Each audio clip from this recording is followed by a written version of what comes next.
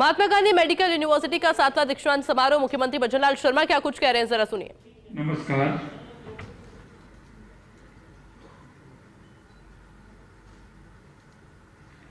महात्मा Gandhi hospital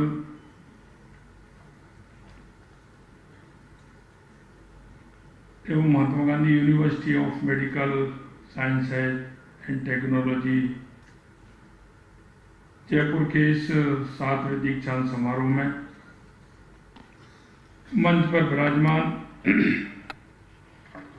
cabinet में मेरे साथी उप मुख्यमंत्री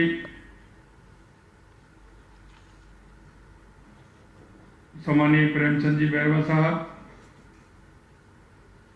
कैबिनेट में मेरे साथी चिकित्सा एवं स्वास्थ्य मंत्री सम्मानीय गजेंद्र सिंह खीवसर साहब, चेयरपर्सन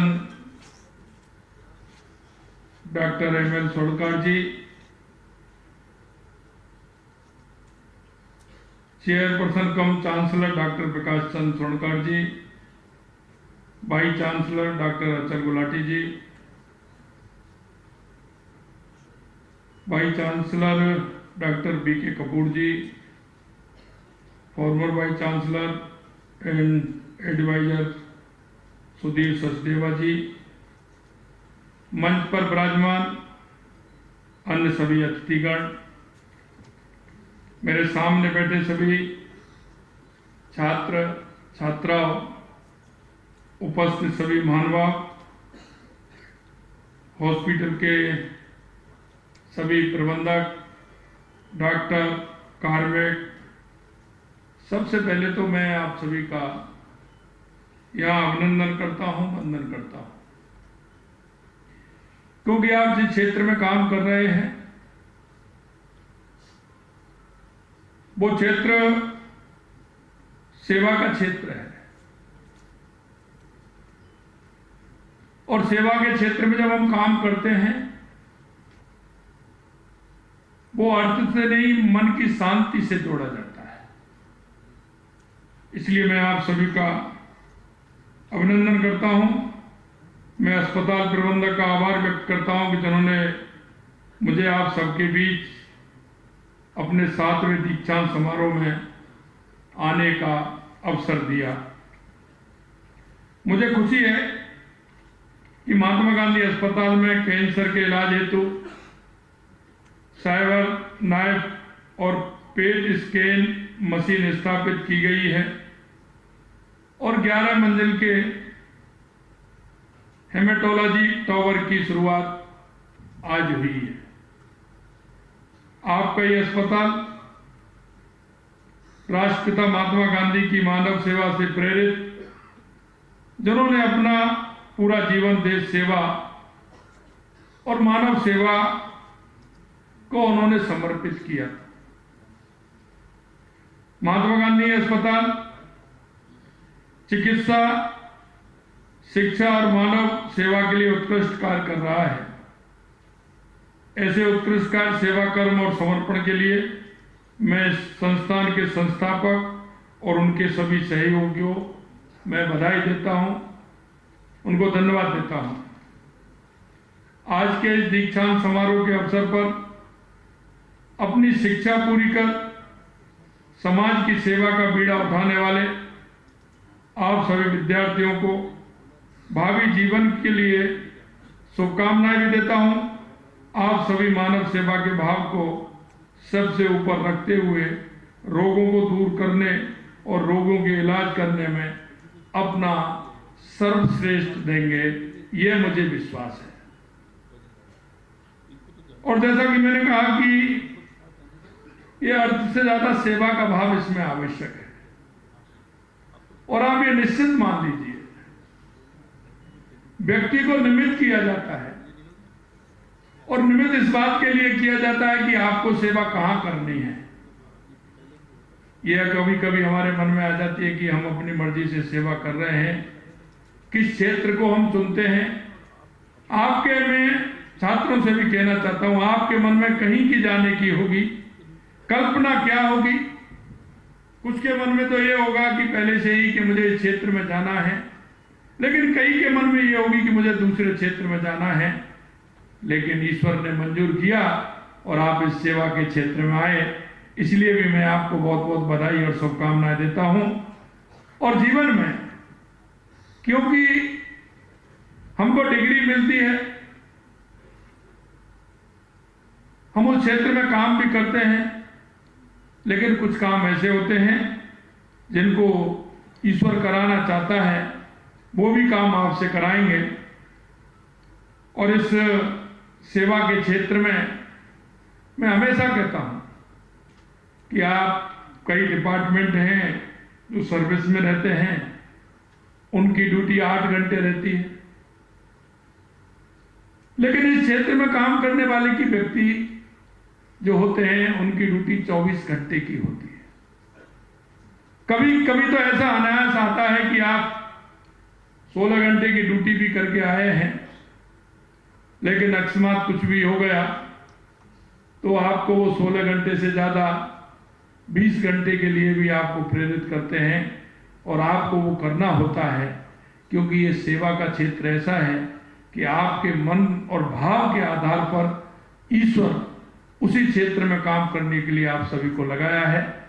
इसलिए मैं कहना चाहता हूं कि इस क्षेत्र में रहने वाले उन सभी छात्र और छात्राओं कि आप इसे ईश्वरीय कार्य मानते हुए और ईश्वर को यह मानते हुए कि उसने हमको यह कार्य सौंपा है, तो उस कार्य की स्थिति क्या होनी चाहिए। आज के अवसर पर मैं आपसे इतना ही कहूंगा कि हम कहीं ना कहीं निमित्त होकर के इस क्षेत्र में आए हैं, तो सेवा के कार्य को हम आगे बढ़ाने का काम हम करेंगे, ऐसा मुझे विश्वास है। आज इस अस्पताल में साइबर नाइफ और पेट स्कैन मशीन का उद्घाटन किया गया है, जिसका लाभ जयपुर समेत आसपास के जिलों को बड़ी आबादी को मिलेगा। उन्हें कैंसर जैसी बीमारियों की जांच के लिए इधर उधर भटकना नहीं पड़ेगा। इस नवस्थापित हेमाटोलॉजी टावर में रक्त संबंधी रोगों की मरीजों के लिए स्थापित सुविधाओं से रोगों के निदान और इलाज में भी सहायता मिलेगी।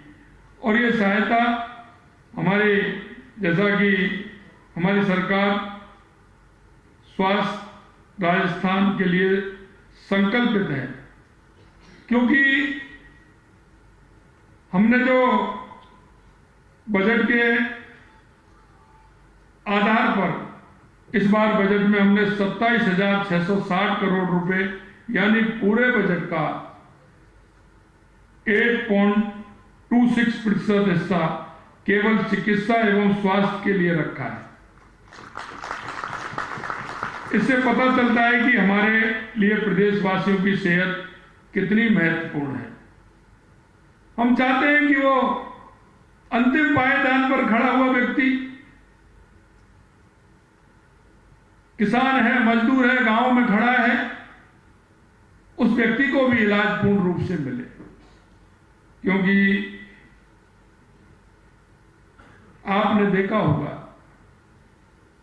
4 बातें ऐसी हैं कि जिसमें व्यक्ति का कुछ भी हो जाए। कहावत भी है, मौत, मुकदमा, मानकी और चौथा मेहमान। थाड़ी लोटा बेच करके इनका रखो मान। तो एक चिकित्सा ऐसी है कि उसको आपको दिखता है, लेकिन उसमें भी कुछ भी हो, लेकिन हमने इलाज कराना है। व्यक्ति किसी का भी लाए, कहीं से भी लाए, लेकिन इलाज के लिए परिवार वाले, रिश्तेदार जो भी होते हैं, व्यक्ति के लिए जो उन पर होता है वो करने को तैयार होते हैं। इसलिए मैं कहना चाहता हूं कि सेवा के क्षेत्र इसलिए भी आवश्यक है कि व्यक्ति की आवश्यकता कब होती है, यह भी इसमें मालूम पड़ जाता है। इसलिए हमने मुख्यमंत्री आयुष्मान आरोग्य योजना लागू कर कैंसर जैसी गंभीर बीमारियों से ग्रसित रोगियों के लिए चिकित्सा सुविधा बढ़ाते हुए आईपीडी के साथ डे केयर पैकेज जोड़ने की व्यवस्था भी हमने की है, जिससे उसका इलाज भी ठीक तरह से हो पाए। गर्भवती महिलाओं को प्रसव पूर्व जांच एवं चिकित्सा उपलब्ध कराने के लिए मां वाउचर योजना शुरू की है। प्रदेश में चिकित्सा बुनियादी ढांचे को और बेहतर बनाने के लिए आपने देखा होगा मुख्यमंत्री आयुष्मान आरोग्य हेल्थ इंफ्रास्ट्रक्चर मिशन शुरू किया है, जिसमें 3 वर्ष में 15,000 करोड़ रुपए के कार्य करवाए जाएंगे। प्रदेशवासियों को बेहतर मेडिकल कंसल्टेंसी, ऑनलाइन स्वास्थ्य रिकॉर्ड, अस्पतालों में वेटिंग घटाने और चिकित्सा में डेटा आधारित रिसर्च को बढ़ावा देने के लिए राजस्थान डिजिटल हेल्थ मिशन शुरू किया गया है। प्रदेश में अन्य राज्यों और दूसरे देशों के मुकाबले कम लागत पर गुणवत्तापूर्ण स्वास्थ्य सेवाएं मिल रही हैं। इसके चलते प्रदेश में मेडिकल टूरिज्म भी तेजी से बढ़ा है। अब मेडिकल वैल्यू ट्रेवल पॉलिसी के माध्यम से इसे और विस्तार किया जाएगा। स्वास्थ्य सेवाओं में हो रहे निरंतर उत्थान का ही परिणाम है कि आज राजस्थान संस्थागत प्रसव, टीकाकरण, मातृ एवं शिशु मृत्यु दर सहित अन्य स्वास्थ्य मानकों में राष्ट्रीय औसत से बेहतर स्थिति में है। अभी डॉक्टर साहब ने जिक्र किया था राइजिंग राजस्थान का। कई लोग मेरे से कहते हैं कि सरकार की यह पहली साल है, पहली साल में राइजिंग राजस्थान। मेरे कई लोगों से मैंने बात की, उन्होंने भी कहा पहली साल जल्दी होगा। मित्रों, मैं आपको विश्वास दिलाता हूं, क्योंकि जो संकल्प लेता है उस संकल्प को पूरा करने के लिए ईश्वर भी साथ देता है।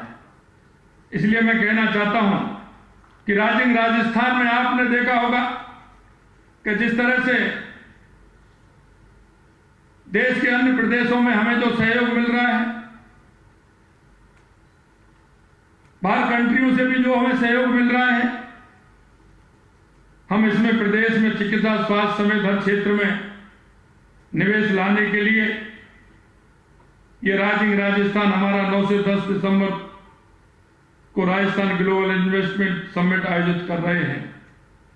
मुझे यह बताते हुए खुशी है कि हम अभी तक इस समिट के लिए लगभग 25 लाख करोड़ रुपए से अधिक के एमओयू हम कर चुके हैं।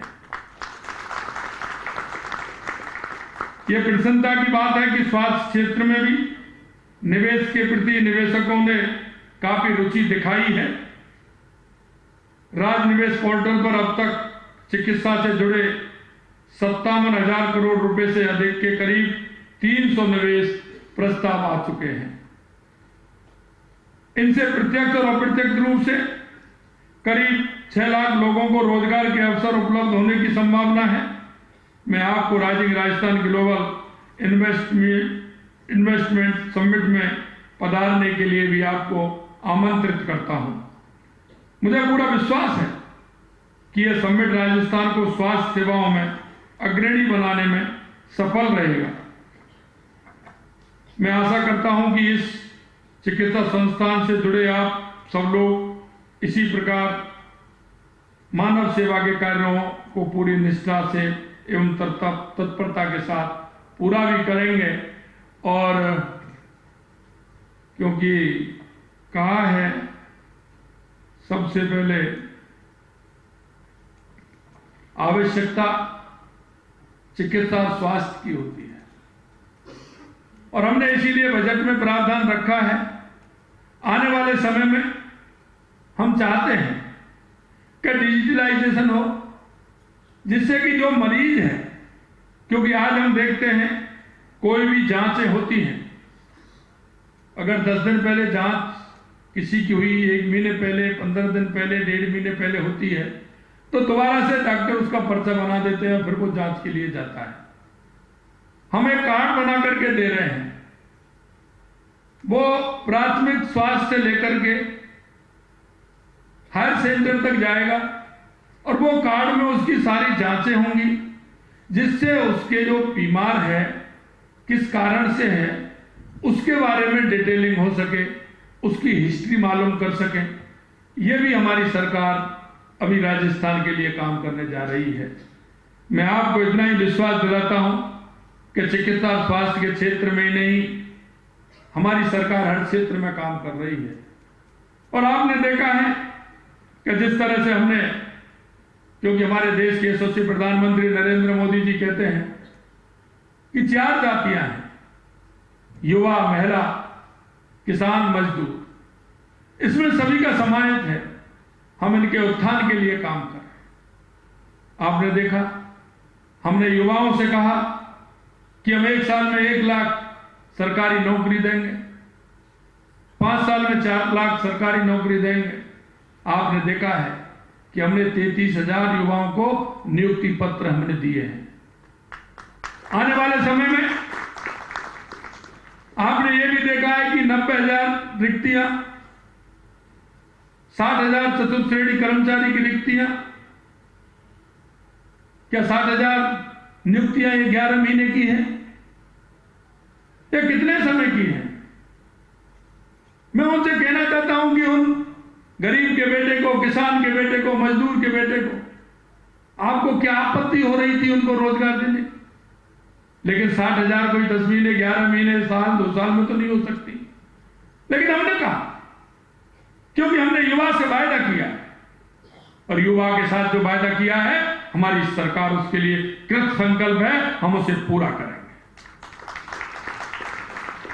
आने वाले समय में मैंने जिस दिन मेडिकल हेल्थ की समीक्षा बैठक ली थी, मैंने कहा कितने पद खाली हैं, कितने डॉक्टरों की आवश्यकता है, कितने नर्सिंग के छात्रों छात्राओं की आवश्यकता है।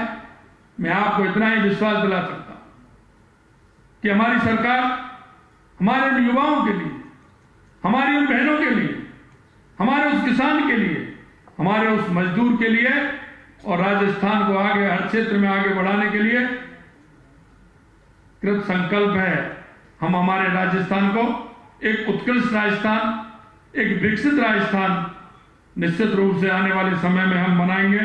हमने जो हमारा संकल्प पत्र में, हमने जो हमारा एक एक वायदा राजस्थान की जनता के बीच में किया है, क्योंकि हम इसलिए कहना चाह रहा हूं कि हमने 11 महीने के अंतराल में लगभग 50% संकल्प पत्रों को हमने पूरा किया है, जो हमने 5 साल के लिए थे।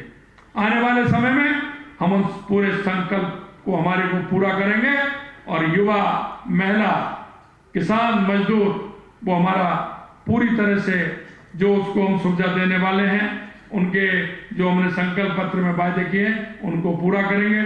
आज के इस समारोह में मैं पुनः उन सभी छात्र छात्राओं को बहुत बहुत बधाई देना चाहता हूं, उनको धन्यवाद देना चाहता हूं, और उनसे आशा और उम्मीद करता हूं कि आने वाले समय में वो एक अच्छे नागरिक बनेंगे, क्योंकि हम इस प्रदेश के, इस देश के एक नागरिक भी हैं, और उन नागरिक कर्तव्यों की तरफ भी हमें देखना है। क्योंकि आज के समय में व्यक्ति अगर देखता है तो सिर्फ अधिकार की तरफ देखता है, पिता का अधिकार क्या है, पुत्र का अधिकार क्या है, पत्नी का अधिकार क्या है। लेकिन मित्रों, मैं आपसे कहना चाहता हूं, आप एक नए जीवन की तरफ अग्रसर हो रहे हैं कि हमारे जीवन में हमें कुछ हमारे कर्तव्य भी हैं, मां भारती के प्रति भी हैं, व्यक्ति के प्रति हैं, परिवार के प्रति भी हैं, राज्य के प्रति भी हैं, देश के प्रति भी हैं। हम उन कर्तव्यों को ध्यान में रखते हुए हमारे जीवन को आगे बढ़ाएं। मैं इस कार्यक्रम में बुलाया, उन सब के लिए बहुत बहुत धन्यवाद। छात्रों को पुनः धन्यवाद। जय हिंद, जय भारत, जय राजस्थान। और मुख्यमंत्री भजनलाल शर्मा को आप सुन रहे थे। महात्मा गांधी मेडिकल यूनिवर्सिटी का 7वां दीक्षांत समारोह, जहां पर मुख्यमंत्री भजनलाल शर्मा के द्वारा शिरकत की गई।